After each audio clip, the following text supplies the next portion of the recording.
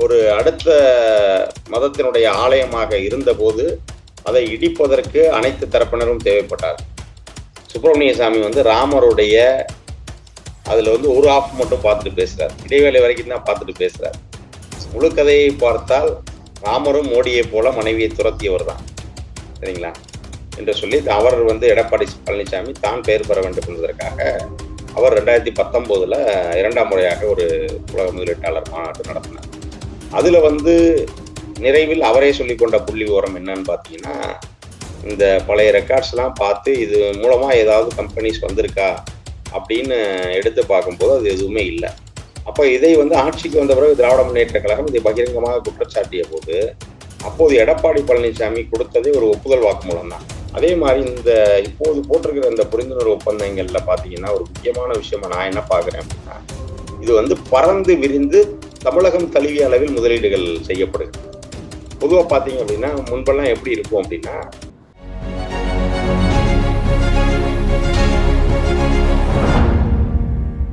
அனைவருக்கும் வணக்கம். இன்று நம்முடன் நேர்காணலில் இணைந்திருப்பது திராவிட இயக்க தமிழர் பேரவையின் பொதுச் செயலாளரும் துணை பொதுச் செயலாளரும் வழக்கறிஞருமாகிய தோழர் வைரமுத்து அவர்கள். தோழர் வணக்கம் தோழர். வணக்கம் தோழர். தோழர், இப்போ ராமர் கோயில் வந்து ராமலீலா அதை பத்தி தான் இப்போ வந்து ட்ரெண்டிங் ஆயிட்டு இருக்கு. சமூக ஊடகங்கள்ல அதிகம் பேசப்படும் பொருளாக ஆயிருக்கு. அந்த ராமர் கோயில் திறப்பு விழாவுக்கு திரௌபதி முர்மு அவர்களுக்கு அழைப்பு கொடுக்கல. இதுக்கு முன்னாடி பாராளுமன்ற திறப்பு விழாவுக்கு அழைப்பு கொடுக்கல. அதே சமயம் இந்த சங்கராச்சாரியார் சுப்பிரமணிய சாமி எல்லாம் மோடி வரக்கூடாது, வந்தாக்க நாங்க வந்துட்டு அது விமர்சனம் பண்ணுவோம், விட மாட்டோம்னு சொல்லிட்டு இருக்காங்க. அதை பத்தி உங்களை கருத்து என்னன்னு சொல்லுங்க. இதைத்தான் திராவிட இயக்கம் பல ஆண்டுகளாக பல தலைமுறைகளாக சொல்லி வந்தது, இந்த சனாதனத்தினுடைய கொடுமைகளை பற்றி. அப்போ எல்லாரும் என்ன சொன்னாங்கன்னா, அன்னைக்கு இருந்தது சனாதன கொடுமை இன்னும் இருக்கா என்றெல்லாம் கேள்வி எழுப்பினார்கள். ஆனால் உங்களுக்கு வந்து கோவிலை ஒரு அடுத்த மதத்தினுடைய ஆலயமாக இருந்தபோது அதை இடிப்பதற்கு அனைத்து தரப்பினரும் தேவைப்பட்டார்கள். அன்னைக்கு வந்து நீங்க கரசேவைக்கு கூப்பிடும் போது இந்துக்களே வாருங்கள் அப்படின்னு தான் சொன்னீங்களே தவிர எந்த ஒரு அதில் இருக்கக்கூடிய எந்த ஒரு ஜாதி பிரிவையும் தனியாக அழைத்து நீங்க மட்டும் வந்தா போதும் என்று சொல்லவில்லை. அதனால கரசேவைக்கு வந்து எல்லாருமே போனார்கள்.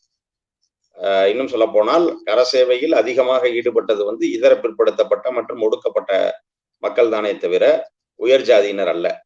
ஆனால் இன்றைக்கு அந்த இடத்தில் ஆலயத்தை ராமருக்கு எழுப்பி விட்டோம் என்று சொல்லி அந்த குழந்தை வடிவிலே இருக்கக்கூடிய ராமரை வந்து பிரதிஷ்டை செய்ய போகிறோம் என்று நடத்தப்படக்கூடிய நிகழ்ச்சிக்கு பாத்தீங்கன்னா, நம்முடைய இந்திய நாட்டினுடைய குடியரசுத் தலைவராக இருக்கக்கூடிய அம்மையார் திரௌபதி முர்மு அவர்களுக்கு அழைப்பு அனுப்பப்படவில்லை. இதாவது ஒரு தனியார் நிகழ்ச்சி, ஒரு அரசு நிகழ்ச்சியாக இருந்த நாடாளுமன்ற திறப்பு விழாவுக்கே அவர் அழைக்கப்படல. அப்படிங்கும் போது இது ஒரு தனியார் நிகழ்ச்சிக்கு அவர் அழைக்கப்படாமல் இருப்பதில் வந்து பெரிய வியப்பொன்றும் இல்லை. ஆனால் அதே நேரத்தில் பாரத பிரதமர் மோடி அவர்கள் பிரதிஷ்டை செய்வார் அப்படின்னு தான் அந்த அழைப்பிதழ்ல அவங்க எல்லாரும் சொல்றாங்க. ஆனால் இந்திய ஒன்றியத்தினுடைய தலைமை அமைச்சராக இருக்கக்கூடிய மோடி வந்து அந்த நிகழ்ச்சிக்கு வரக்கூடாது அப்படின்னு பூரி சங்கராச்சாரியார் வந்து எதிர்ப்பு தெரிவித்திருக்கிறார். அது எதிர்ப்பு என்ன காரணத்துக்கான எதிர்ப்பு அப்படின்னு பாத்தீங்க அப்படின்னா, அவர் வந்து பிறப்பின் அடிப்படையிலே தான் குறிப்பிடுகிறார். இந்த சனாதனத்தை தான் சொல்லுகிறார். மோடி வருவாரு, அவர் வந்து சிலையை தொட்டு பிரதிஷ்டை செய்வார்னா அங்கே நான் வந்து என்ன பண்ண போறேன், அங்கே எனக்கு என்ன வேலை, நான் வரப்போவதில்லை அப்படின்னு அவருடைய தன்னுடைய எதிர்ப்பை பதிவு செய்திருக்கிறார்.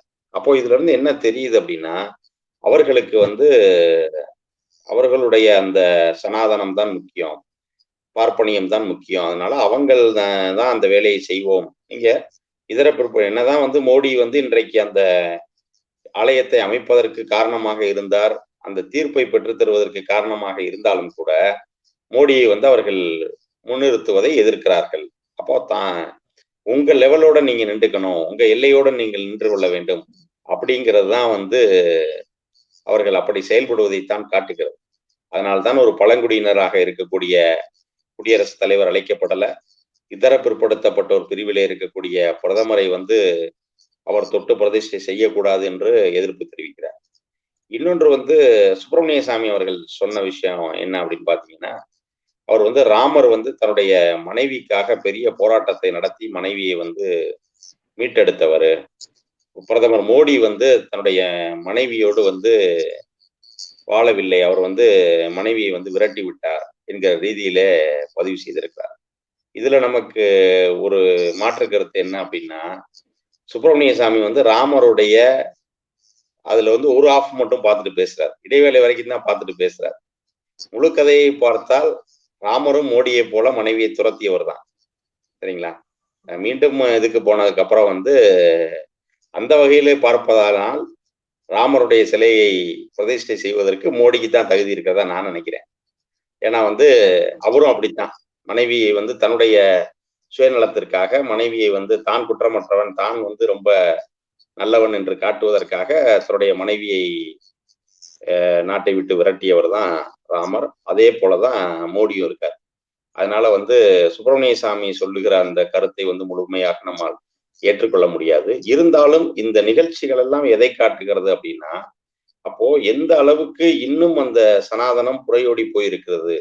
இன்னும் அந்த ஜாதி மாற்றங்கள், ஜாதிய ரீதியான அந்த ஏற்றத்தாழ்வுகள் இன்னும் எப்படி அவர்கள் கடைபிடித்துக் கொண்டிருக்கிறார்கள் அப்படிங்கிறது வந்து இந்த ஆலயத்தினுடைய அந்த கும்பாபிஷேகம் மூலமாக வெளியே தெரிகிறது ஒன்று. இன்னொன்று பார்த்தீங்கன்னா, அந்த அழைப்பிதழ், ஆங்கில அழைப்பிதழ் பார்த்தீங்கன்னா, இந்த இன்விடேஷன் அப்படிங்கிறது கூட ஒரு சரியான ஸ்பெல்லிங் இல்ல. அதையே வந்து தவறுதலாக அச்சிட்டு இருக்கிறார். கேட்டா இப்படித்தான் ஒரு 6000 அழைப்பிதழ் அச்சடிச்சிட்டோம் என்று சொல்லுகிறார். ஆக இது வந்து என்ன இருக்குன்னா, இன்னும் அவர்கள் ஏன் இன்னும் அந்த வட இந்தியாவில் அவர்கள் ஏன் இப்படி இருக்கிறார்கள் என்பது வந்து அந்த அவர்களுடைய இந்த அறிவே காட்டி விடுகிறது. ஆகவே இது வந்து கண்டிப்பாக இந்த முயற்சிங்கிறது மீண்டும் வந்து ஒரு சனாதனத்தை தூக்கி நிறுத்துவதற்கான ஒரு முயற்சியாகத்தான் இருக்கும் அப்படின்னு தான் நான் பார்க்கிறேன். இப்போ இலவசமா இந்த ராமர் கோவில் திறப்பு விழாவுக்கு இலவச ரயில் இதெல்லாம் விட்டுருக்காங்க. ரயில்ல பயணம்லாம் பண்ணலாம் அப்படின்ட்டு மக்களுக்கு கொடுத்திருக்காங்க.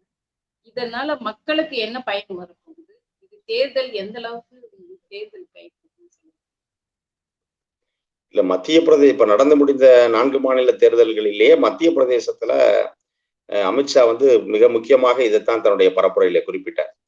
பாஜக வெற்றி பெற்று விட்டால் மத்திய பிரதேசத்துல இருந்து உங்களுக்கு அயோத்திக்கு வந்து இலவச ரயில் வந்து இயக்கப்படும். நீங்க போய் வந்து ராமரை தரிசித்துட்டு வரலாம் அப்படின்னு.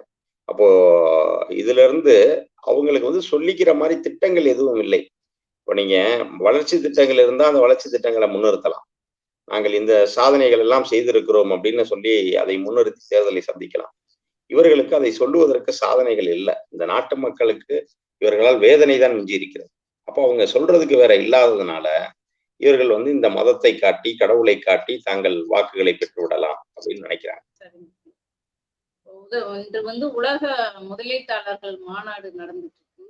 அந்த மாநாட்டை பத்தி இதுக்கு முன்னாடியும் மாநாடு நடந்தது. அப்ப அந்த மாநாட்டு தமிழ்நாட்டுக்கு எவ்வளவு வரவு வந்து என்னென்ன தொழிற்சாலைகள் வந்து இந்த மாநாட்டினால் மக்களுக்கு என்ன பயன், என்ன தொழிற்சாலைகள் வரவு வரப்போகுது? அதாவது முதலீட்டாளர்கள் மாநாடு அப்படிங்கிறது வந்து இது 3ஆம் முறையாக நடக்கிறது. முதலில் வந்து அம்மையார் ஜெயலலிதா ஆட்சி காலத்தில் வந்து 2015 முதல் முறை நடத்தப்பட்டது. அதற்கு அடுத்தபடியா வந்து எடப்பாடி பழனிசாமி அவர்கள் முதல்வராக இருக்கும் பொழுது 2019 நடத்தப்பட்டது. இந்த 2 முறையும் வந்து அவர்கள் வெறும் புள்ளி விவரங்கள் தான் சொல்லிக் கொண்டார்களே தவிர பெரிய அளவில் அது வந்து எதுவுமே செயல்பாட்டுக்கு வரல. இப்போ 2015 வந்து அம்மையார் ஜெயலலிதா நடத்தும் பொழுது அந்த முதலீட்டாளர் மாநாட்டை முடித்த பிறகு ஜெயலலிதா சொன்ன தகவல் தானே தவிர, அதாவது 2.42 லட்சம் கோடி முதலீடு வந்து ஈர்க்கப்பட்டிருக்கிறது. இதன் மூலமாக 4,69,000 பேருக்கு வந்து வேலை வாய்ப்பு கிடைக்கும் அப்படின்னு சொல்லி அவங்க அறிவிச்சாங்க. இதற்காக ஒரு 98 புரிந்துணர்வு ஒப்பந்தங்கள் வந்து மேற்கொள்ளப்பட்டிருப்பதாக சொன்னார்கள். ஆனால் அடுத்த ஒரு காலகட்டத்தில் அது எல்லாமே செயல்பாட்டுக்கு வந்துச்சா அப்படின்னு பார்த்தீங்கன்னா இல்லை. ஏன்னா இது நடைபெற்று அடுத்த ஒரு ஓராண்டு காலத்திற்குள்ளாக அந்த அம்மையார் மறைந்து விட்டு அதற்கு பிறகு எடப்பாடியும் பன்னீர்செல்வமும் ஆட்சி பொறுப்பை ஏற்றார். அப்போ அதற்கு பிறகு வந்து அவங்க ஜெயலலிதா ஆட்சி காலத்தில் நடத்தப்பட்ட அந்த முதலீட்டாளர் மாநாட்டை வந்து செயல்பாட்டுக்கு கொண்டு வரணும் அப்படிங்கிறதுக்கு அவங்க எந்த நடவடிக்கையும் எடுக்கல. புதிதாக தாங்கள் வந்து ஒரு முதலீட்டாளர் மாநாட்டை நடத்துறோம் என்று சொல்லி அவர் வந்து எடப்பாடி பழனிசாமி தான் பெயர் பெற வேண்டும் என்பதற்காக அவர் 2019 இரண்டாம் முறையாக ஒரு உலக முதலீட்டாளர் மாநாட்டு நடத்தினார். அதுல வந்து நிறைவில் அவரே சொல்லிக் கொண்ட புள்ளி விவரம் என்னன்னு பாத்தீங்கன்னா 3,05,01 கோடி வந்து முதலீடு வந்து லட்சம் கோடி முதலீடு வந்து ஈர்க்கப்பட்டிருக்கிறது அப்படின்னு சொன்னாரு. அதே போல ஒரு 10,05,000 பேருக்கு 50,000 பேருக்கு வந்து 10,50,000 பேருக்கு வந்து வேலை வாய்ப்பு இதன் மூலமாக கிடைக்கும். அந்த வகையில் வந்து நாங்க ஒரு 304 புரிந்துணர்வு ஒப்பந்தங்கள் வந்து மேற்கொண்டிருக்கிறோம் அப்படின்னு சொல்லி அவர் அறிவித்திருக்கிறார். ஆனால் அது வந்து இந்த இரண்டுமே வந்து சரியாக செயல்பாட்டுக்கு வரல. பின்னாளில் 2021 திராவிட முன்னேற்ற கழகம் ஆட்சிக்கு வந்த பிறகு இந்த பழைய ரெக்கார்ட்ஸ் எல்லாம் பார்த்து இது மூலமா ஏதாவது கம்பெனிஸ் வந்திருக்கா அப்படின்னு எடுத்து பார்க்கும்போது அது எதுவுமே இல்லை. அப்ப இதை வந்து ஆட்சிக்கு வந்த பிறகு திராவிட முன்னேற்ற கழகம் இதை பகிரங்கமாக குற்றச்சாட்டிய போது அப்போது எடப்பாடி பழனிசாமி கொடுத்ததே ஒரு ஒப்புதல் வாக்குமூலம் தான். அவர் என்ன சொல்றாருன்னா, இதுல வந்து ஒரு 81 திட்டங்கள் தான் நாங்க தொடங்கி வைக்கப்பட்டது. அதாவது அவர் போட்ட 304 புரிந்துணர்வு ஒப்பந்தங்களில் வெறும் 81 ஒப்பந்தங்கள் மட்டும்தான் செயல்பாட்டுக்கு வந்ததாக சொல்றார். ஆனா அந்த 81 திட்டமும் பெரிதாக செயல்பாட்டுக்கு வந்தது மாதிரி தெரியல. மீதி 191 பல்வேறு காலகட்டங்களில் பல்வேறு நிலைகளில் முன்னேற்றத்துல இருக்கு அப்படின்னு மட்டும்தான் அவர் பதில் சொன்னாரே தவிர அவரால் வந்து நாங்க போட்ட புரிந்துணர்வு ஒப்பந்தம் மூலமாக இந்த முதலீட்டாளர் மாநாடுகளின் மூலமாக இந்த கம்பெனி வந்துருச்சு, இவ்வளவு பேருக்கு வேலைவாய்ப்பு கொடுத்தது அப்படின்னு காங்கிரீட்டா அவரால் எந்த ஒரு பதிலும் வந்து திட்டவட்டமாக கூற முடியவில்லை. இப்படி இருக்கிற சூழல்ல தான் 2021 திராவிட முன்னேற்ற கழகம் மீண்டும் ஆட்சி பொறுப்பை ஏற்று தளபதி மு.க. ஸ்டாலின் அவர்கள் முதல்வராக வந்த பிறகு வந்து அவருடைய முதல் திட்டமாகவே அவர் என்ன சொன்னார்னா, முதலீட்டாளர்களின் முதல் முகவரியாக தமிழ்நாட்டை மாற்ற வேண்டும், எல்லாருமே விரும்பி வந்து முதலீடு செய்கிற மாநிலமாக தமிழ்நாடு இருக்கணும் அப்படின்னு சொல்லி அதற்குரிய வேலைகள் எல்லாம் பார்த்தார். கடந்த அதிமுக ஆட்சியில் என்ன நடந்ததுன்னா, இங்க வந்த நிறுவனங்கள் கூட இவர்கள் கேட்கிற ஒரு கையூட்டு லஞ்சம் கொடுக்க முடியாம அந்த திட்டங்களை வேறு மாநிலத்துக்கு கொண்டு போனதெல்லாம் நம்ம கடந்த ஆட்சி காலத்துல பார்த்தோம். சிடிஎஸ்ன்னு சொல்லிட்டு ஒரு பன்னாட்டு நிறுவனம், தகவல் தொழில்நுட்ப நிறுவனம் வந்து தமிழ்நாட்டுக்கு வந்தபோது அந்த கம்பெனிஸ்க்கு வந்து இடம் ஒதுக்குறது, இந்த மாதிரி பல்வேறு இதுல வந்து இவங்க அதிகமாக லஞ்சம் கேட்கும்போது இதையெல்லாம் செய்து எங்களால் இங்கே தொழில் செய்ய முடியாதுன்னு சொல்லி அவங்க வேறு மாநிலத்துக்கு போயிட்டாங்க. இது போன்ற கதையெல்லாம் நடந்தது. அப்போ தளபதி அவர்கள் முதல்வரான உடனே அவர் என்ன பண்றாருன்னா, ஒற்றைச்சாளர முறையில ஒருவர் இங்கே தொழில் தொடங்க விண்ணப்பித்தால் அது எளிதாக வருகிற அளவுக்கு வந்து அதை செஞ்சார். ஏன்னா முன்னாடி எப்படின்னா, நீங்க அந்த துறை சார்ந்து விண்ணப்பிக்கணும். இப்ப நீங்க ஒரு ஆலை தொடங்குறீங்க, ஒரு தொழிற்சாலை தொடங்குறீங்கன்னா அந்த தொழிற்சாலைக்கு வந்து நீங்க தனியா வந்து அப்போ அது நகர்பகுதியில இருந்தா அந்த நகராட்சிக்கோ மாநகராட்சிக்கோ விண்ணப்பிக்கணும். அதே புறநகர்ல இருந்தா அங்கே உள்ள இதுக்கு முதல்ல வந்து அந்த பர்டிகுலர் பஞ்சாயத்துக்கு வந்து விண்ணப்பிக்கணும். அதே போல அடுத்து வந்து எலக்ட்ரிசிட்டி வேணும்னா அதுக்கு தனியா விண்ணப்பிக்கணும். வாட்டருக்கு வேணும்னா குடிநீர் வடிகால் வாரியத்துக்கு விண்ணப்பிக்கணும். அதே மாதிரி நீங்க தொடங்குற அந்த தொழிற்சாலை வந்து கழிவுகள் எதுவும் போகுதுன்னா நீங்க தமிழ்நாடு மாசு கட்டுப்பாட்டு வாரியத்துக்கு தனியா விண்ணப்பிக்கணும். இப்படி தனித்தனியா வந்து நீங்க அந்த ஃபார்மாலிட்டிஸ் எல்லாம் பண்ண மாதிரி இருக்கு. அப்போ இதை மாற்றி ஒரு ஒற்றைச்சாளர முறை, அதாவது நீங்க ஒரே சிங்கிள் அப்ளிகேஷன்ல நீங்க ஒரு விஷயம் பண்றீங்கன்னா அதுலயே எல்லாமே வந்துடும். நீங்க பல அலுவலகத்திற்கு தனித்தனியாக விண்ணப்பிக்க தேவையில்லை அப்படிங்கிற ஒரு நிலையை கொண்டு வந்து மிக எளிதாக ஒருவர் இங்கே தொழில் தொடங்க முடியும் அப்படிங்கிற ஒரு நிலையை வந்து தளபதி அவர்கள் வந்த பிறகு ஏற்படுத்தி.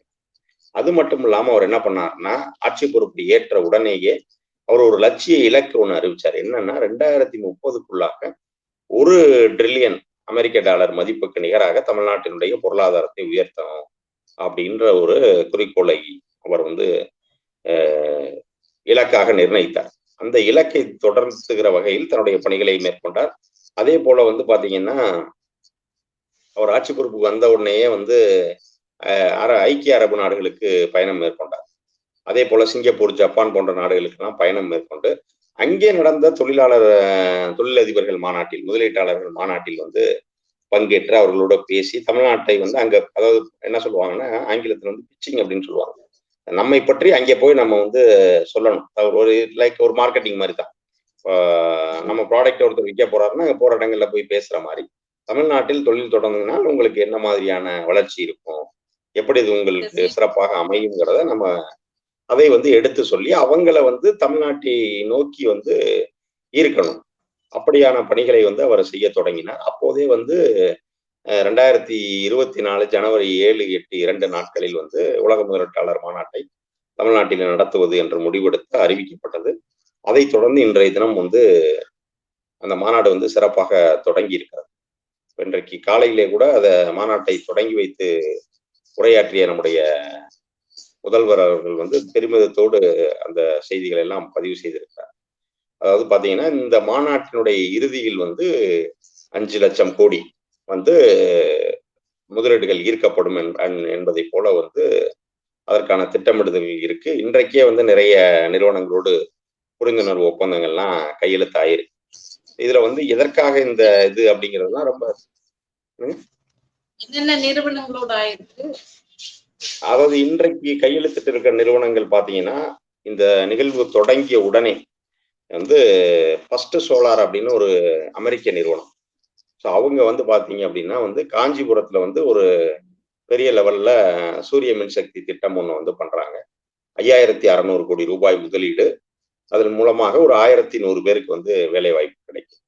அதே மாதிரி இந்த இப்போது போட்டிருக்கிற இந்த புரிந்துணர்வு ஒப்பந்தங்கள்ல பாத்தீங்கன்னா ஒரு முக்கியமான விஷயமா நான் என்ன பாக்குறேன் அப்படின்னா, இது வந்து பறந்து விரிந்து தமிழகம் தழுவிய அளவில் முதலீடுகள் செய்யப்படுகின்றன.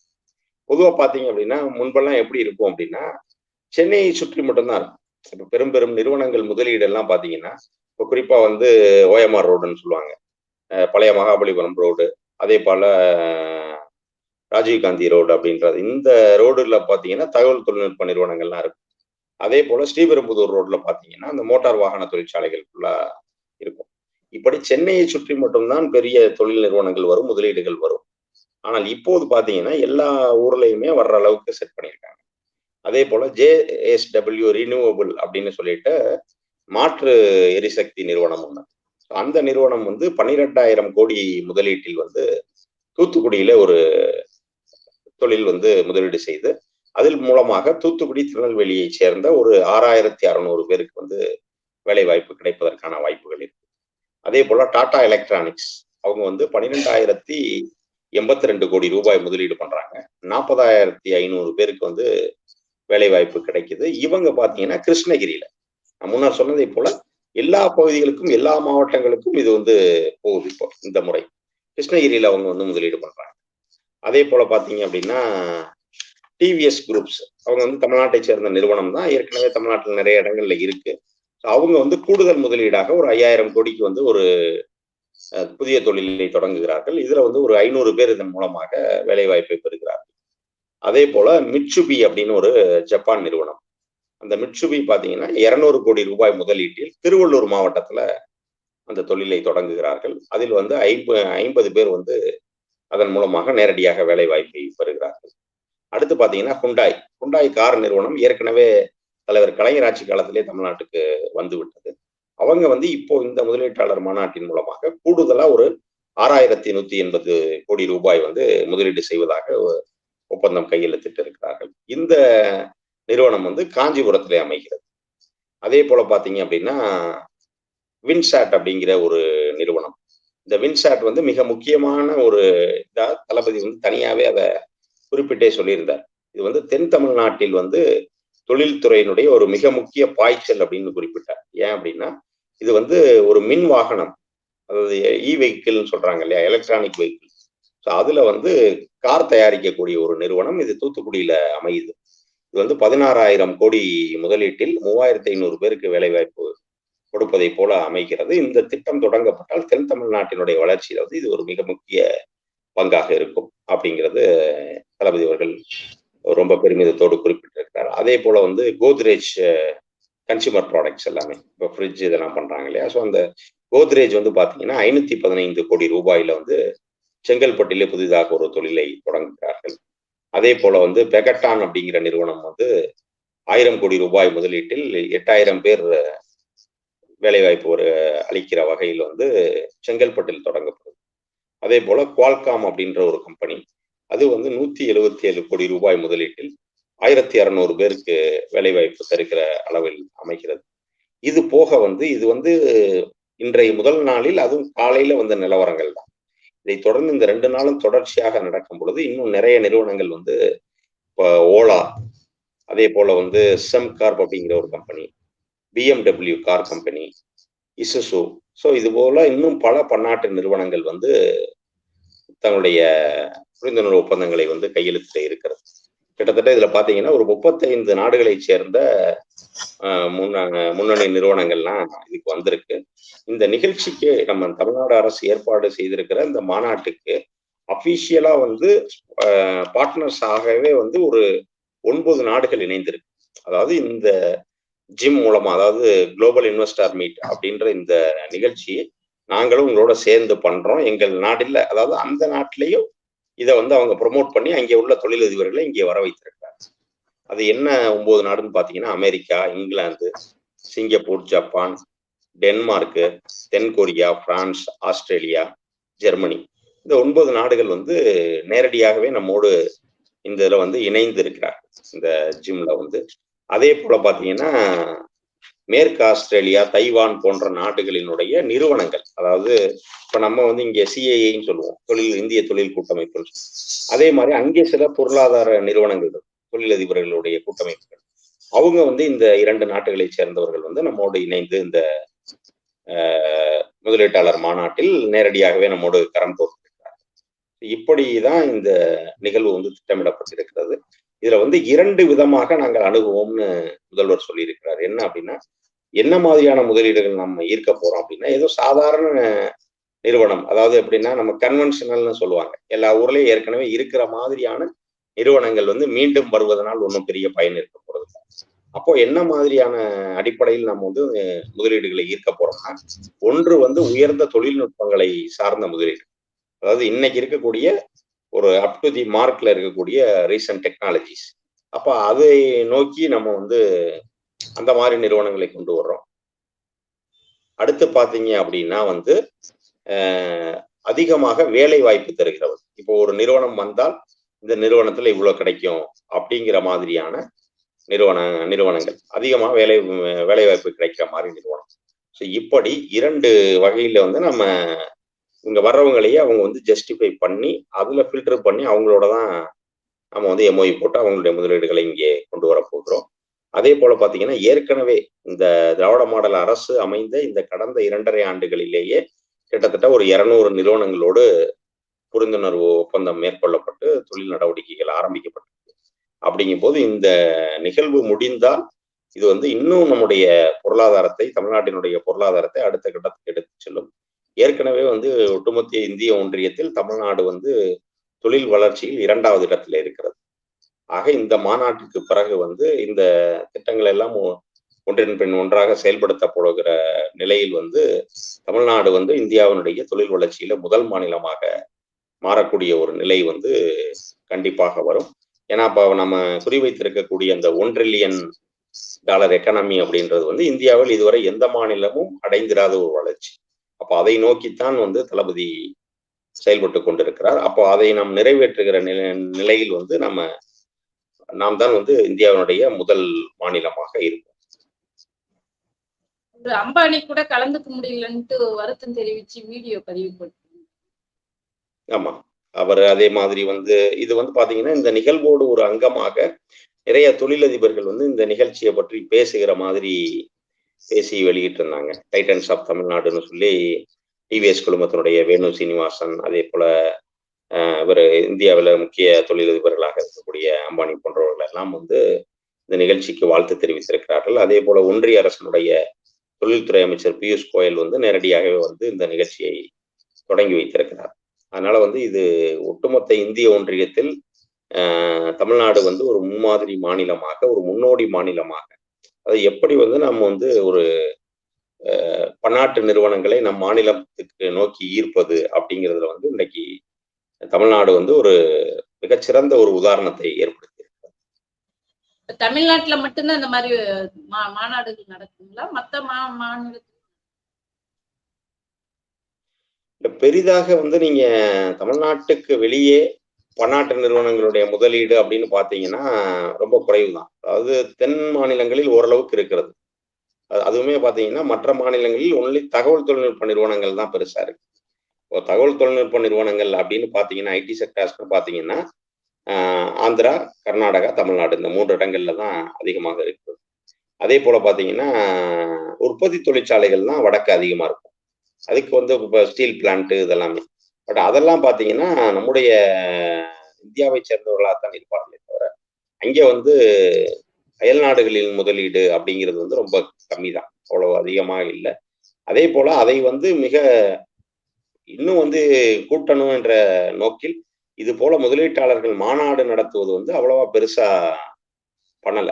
குஜராத்தில் சில முயற்சிகள் எடுக்கப்பட்டது. மகாராஷ்டிரா வரைக்கும் ஓரளவுக்கு இருக்கு. அதற்கு மேல் வந்து பெரிதாக ஒன்றும் இல்லை. இன்னொன்று வந்து இது எல்லாத்துக்குமே காரணம் வந்து நம்முடைய திராவிட இயக்கமும், திமுகவும் போட்ட அடித்தளமான அந்த இருமொழி கொள்கை ஒரு மிக முக்கிய காரணம்.